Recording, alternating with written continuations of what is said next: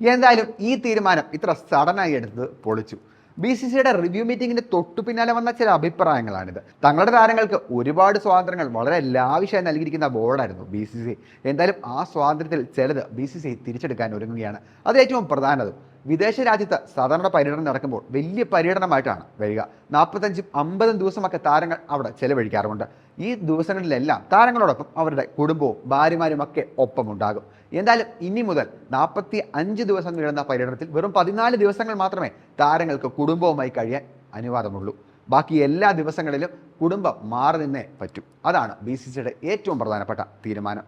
മറ്റൊന്നുമല്ല, താരങ്ങളുടെ ശ്രദ്ധ മാറുന്നുവെന്നും കുടുംബവുമായി കൂടുതൽ യാത്രകൾ നടക്കുന്നു എന്നുമുള്ള പരാതി സജീവമാണ്. BCCIയുടെ റിവ്യൂ മീറ്റിംഗിൽ വന്ന ഏറ്റവും പ്രധാനപ്പെട്ട മറ്റൊരു തീരുമാനം 150 കിലോഗ്രാമിൽ കൂടുതലുള്ള വെയിറ്റ് താരങ്ങൾ ക്യാരി ചെയ്യുകയാണെങ്കിൽ ആ വെയിറ്റിന് മുകളിലുള്ള കാശ് ഇനി മുതൽ താരങ്ങൾ തന്നെ കൊടുക്കണം.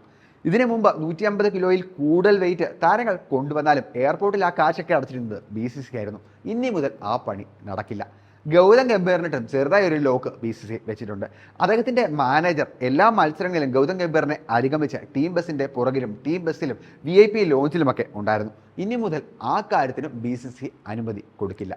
ചുരുക്കി പറഞ്ഞാൽ എല്ലാ അർത്ഥത്തിലും BCCI പൂട്ടാൻ തന്നെ തീരുമാനിച്ചിരിക്കുന്നു എന്ന് ഉറപ്പാണ്.